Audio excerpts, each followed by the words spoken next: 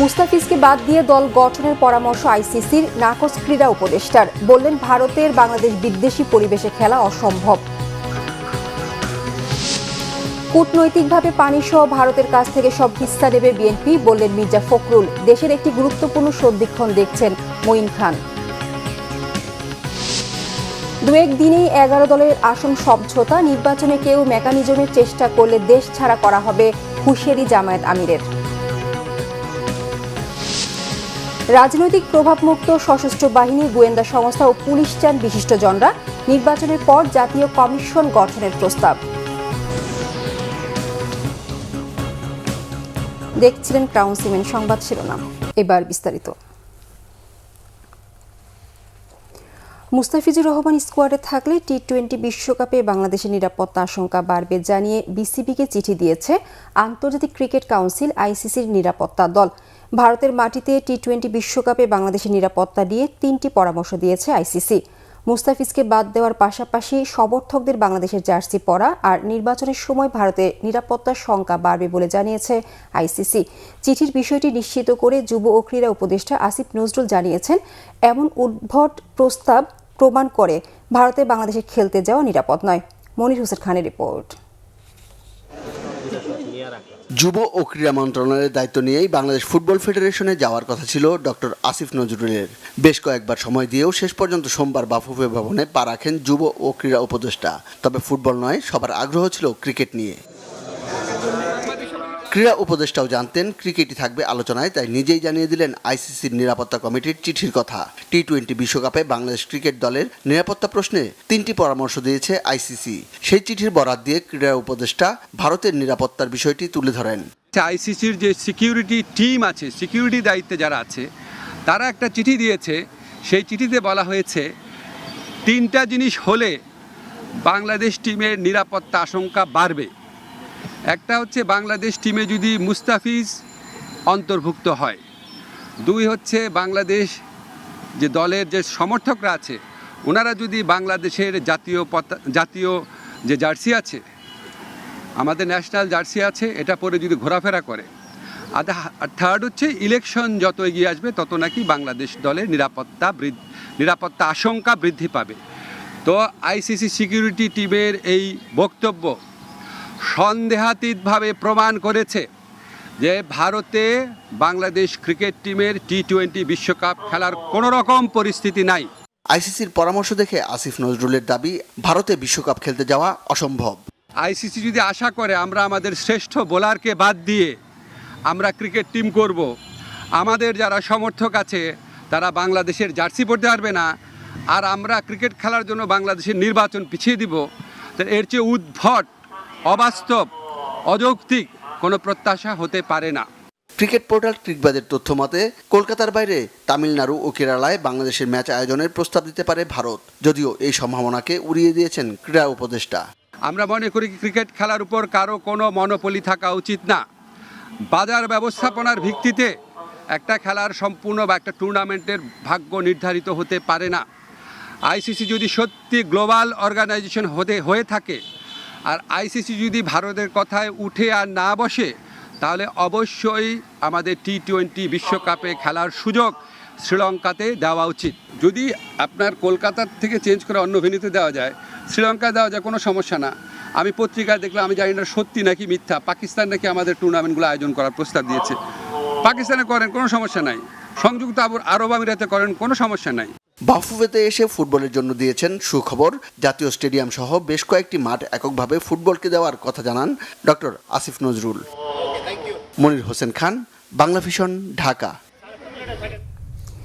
ক্রিকেটের সাথে দেশের সম্মান জড়িয়ে আছে উল্লেখ করে বিএনপি মহাসচিব মির্জা ফখরুল ইসলাম আলমগীর বলেছেন, ভারত বাংলাদেশের একজন ক্রিকেটারকে অপমান করেছে, এতে দেশকে অপমান করা হয়েছে। ঠাকুরগাঁওয়ের কালীবাড়ি এলাকায় নিজ বাসভবনে তিস্তা চুক্তি বাস্তবায়ন প্রসঙ্গে সাংবাদিকদের প্রশ্নের জবাবে মির্জা ফখরুল আরও বলেন, ডিপ্লোম্যাটিক আচরণের মাধ্যমে ভারতের কাছ থেকে দেশের হিস্সা বুঝে নেবে বিএনপি। দেশে যা কিছু ভালো সব কিছু বিএনপি করেছে, সংস্কারের পক্ষে বিএনপি বরাবরই ছিল। এক দেশের আরেক দেশের প্রতি সম্মান প্রদর্শনের মাধ্যমে ভারতের বিরূপ মনোভাব কমে আসবে বলেও আশা ব্যক্ত করেন তিনি। বর্তমান সংবিধান অনুযায়ী যে কোনো দল ক্ষমতায় এলে আবারও ফ্যাসিস্ট তৈরি হবে এমন প্রশ্নের জবাবে মির্জা ফখরুল বলেন, যারা কাজ করে না, বিদেশে বসে বড় বড় কথা বলে, তারা ফ্যাসিস্টদের ভয় পায়। বিএনপি ফ্যাসিস্টদের তাড়াতে পারে, মারতেও পারে, মার খেতেও পারে বলেও তিনি মন্তব্য করেন। তিস্তা, পদ্মা এবং অভিন্ন নদী যতগুলো আছে সেগুলো সবগুলোর ব্যাপারেই আমরা ভারতের সঙ্গে আমরা এনগেজ করবো। আপনার পারস্পরিক যে আপনার সম্মান সেটা রেখে সব রকমের আমার দাবি আমি আদায় করার চেষ্টা করি। আমরা জনগণের কাছে যাচ্ছি, পরীক্ষিত রাজনৈতিক দল বিএনপি। আপনার এই দেশে যা কিছু ভালো সব কিছু কিন্তু বিএনপি অর্জন, এবং যে সংস্কার আপনার একদলীয় গণতন্ত্র থেকে বহুদলীয় গণতন্ত্রে আসা, আপনার প্রেসিডেন্সিয়াল ফর্ম থেকে পার্লামেন্টারি ফর্মে আসা। বিএনপির স্থায়ী কমিটির সদস্য ডক্টর আব্দুল মঈন খান বলেছেন, বাংলাদেশ একটি গুরুত্বপূর্ণ সন্ধিক্ষণে দাঁড়িয়ে আছে। টেকসই উন্নয়ন, শক্তিশালী গণতান্ত্রিক প্রতিষ্ঠান এবং তরুণ প্রজন্মের দক্ষতা উন্নয়নে সুপরিকল্পিত নীতির প্রয়োজন বলেও মনে করেন তিনি। গ্লোবাল বাংলাদেশি অ্যালায়েন্স GBA এর উদ্যোগে রাজধানীর একটি হোটেলে আয়োজিত পলিসি ডায়ালগ অনুষ্ঠানে প্রধান অতিথির বক্তব্যে তিনি এসব কথা বলেন। GBA এর সমন্বয়ক ডক্টর নয়ন বাঙালি বলেন, বিশ্ব দরবারে কানেক্টিভিটি কেবল রাজনৈতিক ব্যক্তিরাই করেন না, এক্ষেত্রে প্রবাসীদের একটি গুরুত্বপূর্ণ ভূমিকা রয়েছে। আগামীতে দেশের উন্নয়ন ও অগ্রযাত্রায় প্রবাসী অবস্থানরত বিভিন্নভাবে সফল ব্যক্তিরা পরামর্শ দেওয়ার পাশাপাশি সর্বাত্মক সহায়তা করে যাবে বলেও উল্লেখ করেন বক্তারা। সেমিনারে বাংলাদেশ ও যুক্তরাষ্ট্র ভিত্তিক প্রবাসী বাংলাদেশি নীতিবিদ, গবেষক, পেশাজীবী, প্রযুক্তিবিদ ও অর্থনৈতিক বিশ্লেষকরা অংশ নেন। আমাদের অনেকের বিরুদ্ধে লক্ষ লক্ষ মামলা দেওয়া হয়েছে। আপনি যদি অনুমতি দেন, আপনি আমি নিজে বলেছিলাম যে আমার বিনীত অনুরোধ, আপনি আপনি আপনি আদালতে যাবেন না, এবং আমাদের লক্ষ লক্ষ যে মামলা আমাদের বিরুদ্ধে আমরা কেউ আদালতে যাব না, দেখি এই সরকার কি করতে পারে। আপনারা শুনলে অবাক হয়ে যাবেন। তিনি উত্তর দিয়েছিলেন যে তারা অন্যায় করতে পারে, কিন্তু আমি নিয়ম ভঙ্গ করতে পারবো না। দাফনের 13তম দিনেও বেগম খালেদা জিয়ার সমাধিতে মানুষের ঢল। শ্রদ্ধা জানিয়েছে বিএনপি বিভিন্ন স্তরের নেতাকর্মীর পাশাপাশি সাধারণ মানুষও। সোমবারও প্রিয় নেত্রীর কবরে ফুল দিয়ে শ্রদ্ধা জানাতে সকাল থেকে বেগম জিয়ার মাজারে ভিড় জমান তারা। বেগম জিয়ার সমাধির পাশে দাঁড়িয়ে নীরবে তার আত্মার মাগফিরাত কামনায় দোয়া করেন ঢাকা ও এর আশপাশের বিভিন্ন জেলা থেকে আসা দলীয় নেতাকর্মী ও সাধারণ মানুষ। কেউ একা, কেউ বা পরিবারের সদস্যদের নিয়ে স্মরণ করছেন বেগম জিয়ার স্মৃতি। খালেদা জিয়ার আদর্শে অনুপ্রাণিত হয়ে দেশ গড়ার অঙ্গীকার করেন মাজারে শ্রদ্ধা জানাতে আসা নেতাকর্মীরা। তৈরি পোশাক শিল্পের সত্যিকারের বন্ধু ছিলেন বিএনপির প্রয়াত চেয়ারপারসন বেগম খালেদা জিয়া। 90 দশকের শুরুতে এই শিল্প যখন ক্রান্তিকাল অতিক্রম করছিল, সেই দুঃসময়ে নগদ প্রণোদনা সহ বিভিন্ন সুবিধা দিয়ে পথ চলা সহজ করে দেন তিনি। বেগম খালেদা জিয়ার বিদেহী আত্মার মাগফিরাত কামনায় এক শোক সভা ও দোয়া মাহফিলে একথা বলেন তৈরি পোশাক শিল্পের মালিকরা। BGME এর সাবেক সভাপতি কাজী মনিরুজ্জামান বলেন, গণতন্ত্র প্রতিষ্ঠায় বেগম জিয়া আপোষহীন থাকার পাশাপাশি পোশাক শিল্প খাতের উন্নয়নে ব্যাক টু ব্যাক LC সুবিধা এবং UD সুবিধা চালু সহ বিভিন্ন পদক্ষেপ নেন। BGME এর ভারপ্রাপ্ত সভাপতি সেলিম রহমান বলেন, 2004 সালে শুল্ক ও কোটামুক্ত সুবিধা বিলুপ্তির দুঃসময়ে বেগম জিয়া জাতীয় সমন্বয় কমিটি গঠনের মাধ্যমে গুরুত্বপূর্ণ ভূমিকা পালন করায় বিশ্ব বাজারে শক্তিশালী অবস্থানে পৌঁছে বাংলাদেশ। বেগম জিয়া চলে গেলেও তার দর্শন সবার আগে বাংলাদেশ চিরদিন জাগ্রত থাকবে বলে মনে করেন ব্যবসায়ীরা। সত্যিকারের বন্ধু। আমরা প্রথম RMGতে $1 বিলিয়ন মাইলস্টোন যখন ক্রস করেছি ওনার টেন্ডারে। কোটা যখন উঠে যায় 2005 আই বিলিভ, অনেকে ভয়ে ছিলাম কি হবে।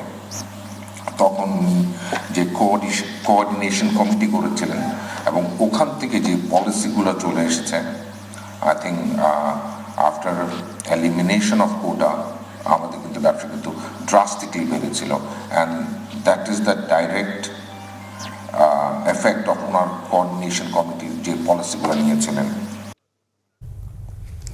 তৃতীয় দিনের শুনানিতে এনসিপি, জামায়াত ইসলামী ও স্বতন্ত্র প্রার্থী সহ 40 প্রার্থীর মনোনয়ন বৈধতার ঘোষণা দিয়েছে নির্বাচন কমিশন। নামঞ্জুর হয়েছে আজ 25 জনের আপিল। এর মধ্যে দ্বৈত নাগরিকত্বের কারণে চট্টগ্রাম ৯ আসনে জামায়াতের প্রার্থী AK ফজলুল হকের আপিল নামঞ্জুর করেছে ইসি। এদিকে শুনানির পর বৈধতা পেয়ে রাষ্ট্র সংস্কার আন্দোলনের সভাপতি হাসনাত কাইয়ুম অভিযোগ করেন নির্বাচন বানচালের চেষ্টা চলছে। অন্যদিকে GM কাদেরের নেতৃত্বাধীন জাতীয় পার্টি অন্য অংশের সঙ্গে একীভূত হতে ইচ্ছুক বলে জানিয়েছেন দলটির মহাসচিব ব্যারিস্টার শামীম হায়দার পাটোয়ারি। আরিফিন শাওনের রিপোর্ট। তৃতীয় দিনের মতো নির্বাচন কমিশনে চলছে আপিল শুনানি। বিভিন্ন কারণে মনোনয়ন বাতিল হওয়া প্রার্থীরা আপিল করেন নির্বাচন কমিশনে। 3 দিনে শতাধিক প্রার্থী মনোনয়নের বৈধতা পেয়েছেন। এদিকে মনোনয়ন ফিরে পেয়ে উচ্ছ্বসিত হয়ে ওঠেন অনেক প্রার্থী। আসলে বলার ভাষা নেই। রূপগঞ্জবাসীকে আমি ধন্যবাদ জানাই। আমার উপর যে জুলুম অত্যাচার নির্যাতন হয়েছে 17 বছর, তার চেয়ে বেশি হয়েছে এই প্রার্থী হওয়ার কারণে। সেটা প্রমাণ দিয়েছে, আমাকে ইনশাল্লাহ বৈধ হয়েছি, আমার মনোনয়ন বৈধ হয়েছে, আমার প্রার্থীতা সঠিক ঠিকই গেছে ইনশাল্লাহ। একই সাথে রয়েছে বেশ কিছু অভিযোগও। মাঠ পর্যায়ে রিটার্নিং অফিসারের বিরুদ্ধে পক্ষপাতিত্বের অভিযোগ করেন অনেকে। এদিকে জামায়াত নেতা AKM ফজলুল হকের আপিল নামঞ্জুর করে নির্বাচন কমিশন। কি পরিমাণ আপিল হচ্ছে এবং কি পরিমাণ আপিল এলাও হচ্ছে এর পার্সেন্টেজ দেখলে আপনি বুঝবেন যে স্থানীয় রিটার্নিং কর্মকর্তারা যারা আসলে নির্বাচন কন্ডাক্ট করবে তারা বড় দলগুলি দ্বারা কি মাত্রায় প্রভাবিত হয়েছে। বিভাগীয় কমিশনার অফিস থেকে 4 তারিখ বাছাইয়ের সময় আমার এটা নামঞ্জুর করা হয়। নামঞ্জুর করছে যে US সিটিজেনশিপ আমার আছে, সেজন্য আমি ব্যারিস্টারের সাথে কথা বলে সেটা সিদ্ধান্ত নেব। জাতীয় পার্টির 2 প্রার্থীর মনোনয়নও নামঞ্জুর করে কমিশন। তবে দলটির মহাসচিব নির্বাচন নিয়ে আশাবাদী। তারা অবশ্যই লাঙ্গল প্রতীক নিয়েই মনোনয়ন নিয়েছে, লাঙ্গল প্রতীক নিয়েই জমা দিয়েছে এবং লাঙ্গল প্রতীক নিয়েই তাদের মনোনয়ন গৃহীত হয়েছে। এখন তাদেরকে একটি ব্যালট কেটে রিটার্নিং কর্মকর্তা হাতে তুলে দিবেন, এটা জাস্ট এ মেয়ার ফর্মালিটিস। সন্ত্রাসী কার্যক্রমের শিকার হলে নির্বাচন বয়কটের হুঁশিয়ার দিয়েছেন জাপা মহাসচিব। এটা গ্রহণ করেনি। আরিফিন শাওন, বাংলা ভিশন, ঢাকা। জামায়াত ইসলামীর আমির ডাক্তার শফিকুর রহমান বলেছেন, গেল 3টি নির্বাচনের মতো বোঝাপড়ার কোনো নির্বাচন দেখতে চায় না জামায়াত। তাই আগামী নির্বাচনকে কেন্দ্র করে যদি কেউ মেকানিজম করার চেষ্টা করে তাহলে তাদেরকে দেশ থেকে পালাতে বাধ্য করা হবে। বলেন, জামায়াতের নয় 18 কোটি মানুষের বিজয় নিশ্চিত করতে চান তারা। এর আগে জামায়াতের আমির জানান, জামায়াত ইসলামী নেতৃত্বাধীন 11 দলীয় জোটের আসন সমঝোতা 2-1 দিনের মধ্যেই চূড়ান্ত হবে। গ্যালমান শফির রিপোর্ট। সোমবার রাতে রাজধানীর চীন মৈত্রী সম্মেলন কেন্দ্রে সশস্ত্র বাহিনীর অবসরপ্রাপ্ত কর্মকর্তাদের সাথে মত বিনিময় সভার আয়োজন করে জামায়াতে ইসলামী। বাংলাদেশ সেনাবাহিনীর অবসরপ্রাপ্ত কর্মকর্তারা অনুষ্ঠানে উপস্থিত ছিলেন।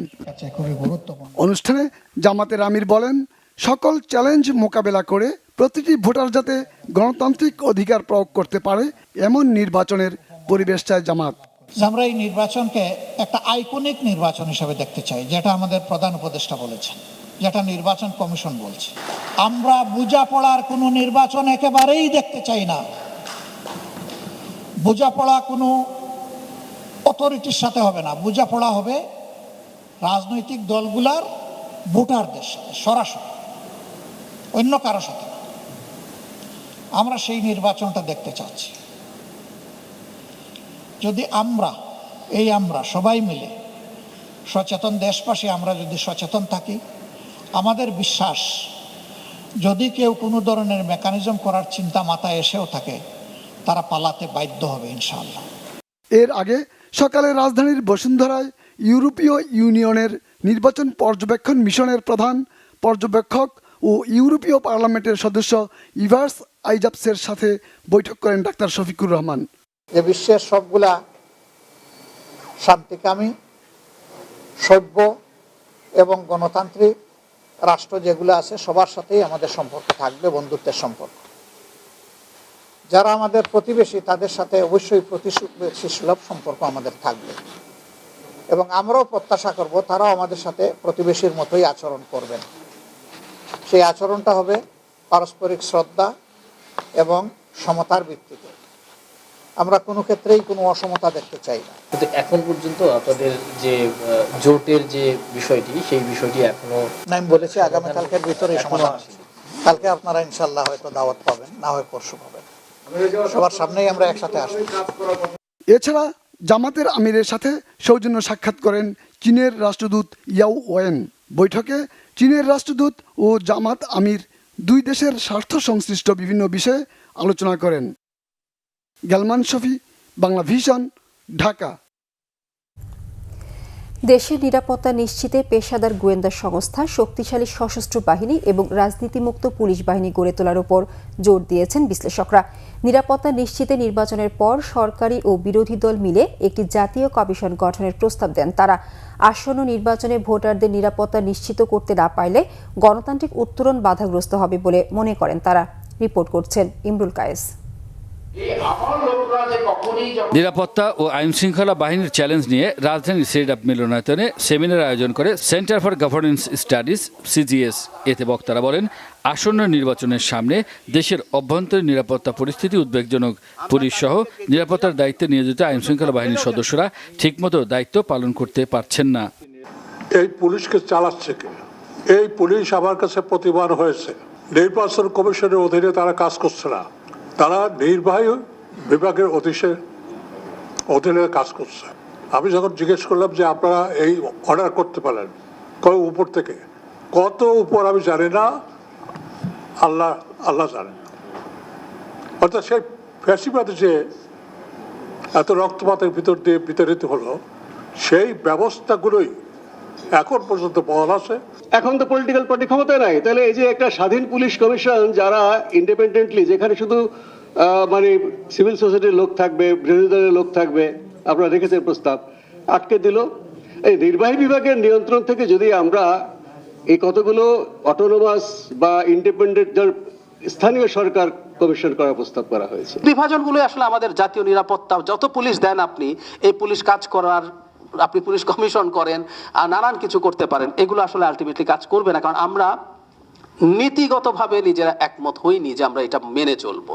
বক্তারা অভিযোগ করেন, বিগত আমলের অপরাধীরা নির্বিঘ্নে দেশ ছেড়ে পালিয়ে গেছে, এখনো অনেকে পালাচ্ছে। তারা বিদেশে বসে দেশের নিরাপত্তা বিঘ্নিত করতে পারে বলে আশঙ্কা বিশ্লেষকদের।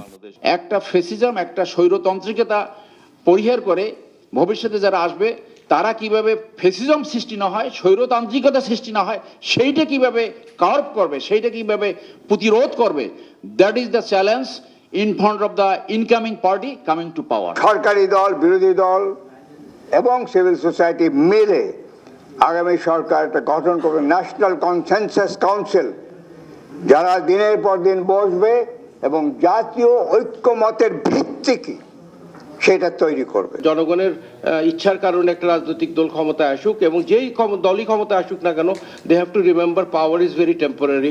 এটা আমরা অগাস্টে ইতিহাস থেকে দেখেছি, এবং তাদেরকে এমনভাবে কাজ করতে হবে যাতে জনগণের ভালোবাসা পেয়ে তা আবার পুনরায় নির্বাচিত হয়।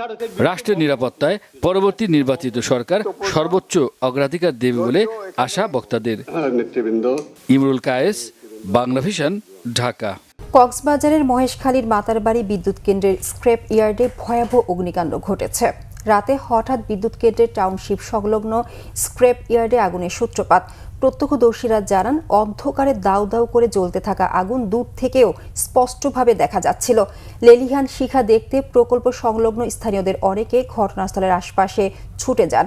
মহেশখালী ফায়ার সার্ভিসের পক্ষ থেকে জানানো হয়েছে, তাপ বিদ্যুৎ কেন্দ্রের একটি ভাগাড়ে আগুন লেগেছে। আগুন লাগার কারণ এখনো জানা যায়নি। ঢাকা ৬ আসনে বিএনপির মনোনীত প্রার্থী ইশরাক হোসেন বলেছেন, প্রশাসন যদি আবারও দলীয় পক্ষপাতিত্ব করে তাহলে জনগণ কঠিন প্রতিরোধ গড়ে তুলবে।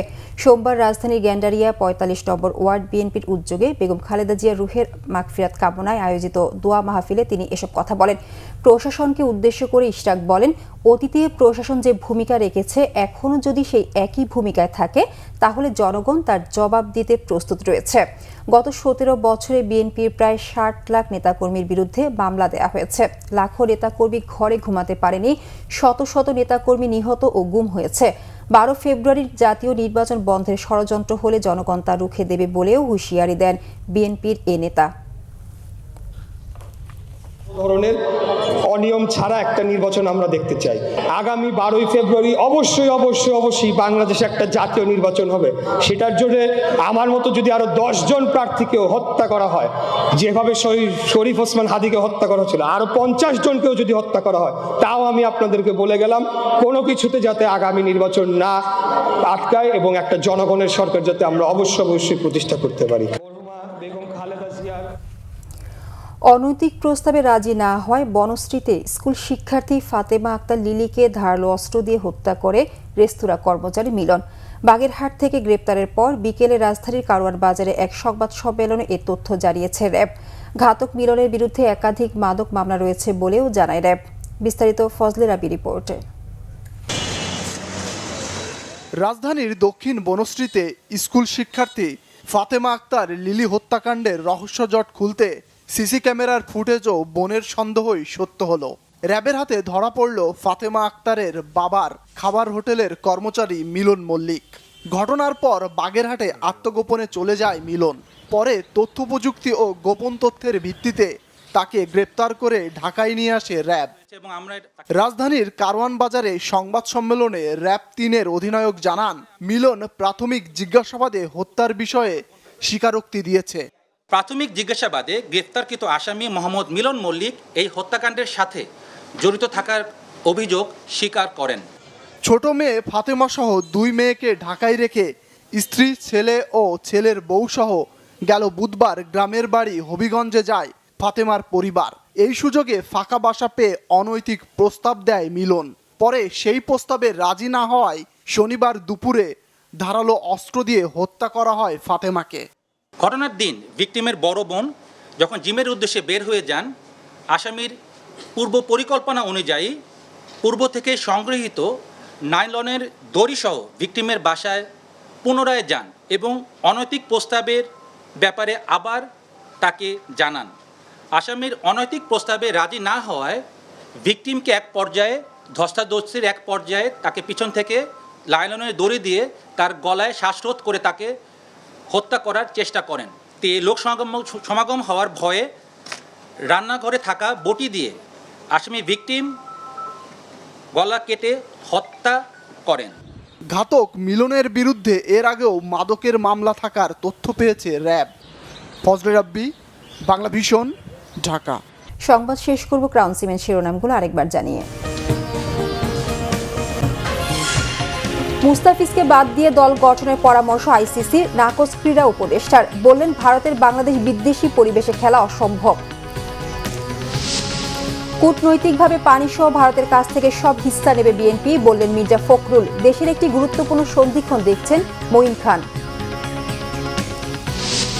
2-1 দিনেই 11 দলের আসন সমঝোতা, নির্বাচনে কেউ মেকানিজমের চেষ্টা করলে দেশ ছাড়া করা হবে, হুঁশিয়ারি জামায়াত আমিরের। রাজনৈতিক প্রভাবমুক্ত সশস্ত্র বাহিনী, গোয়েন্দা সংস্থা ও পুলিশ চান বিশিষ্টজনরা। নির্বাচনের পর জাতীয় কমিশন গঠনের প্রস্তাব।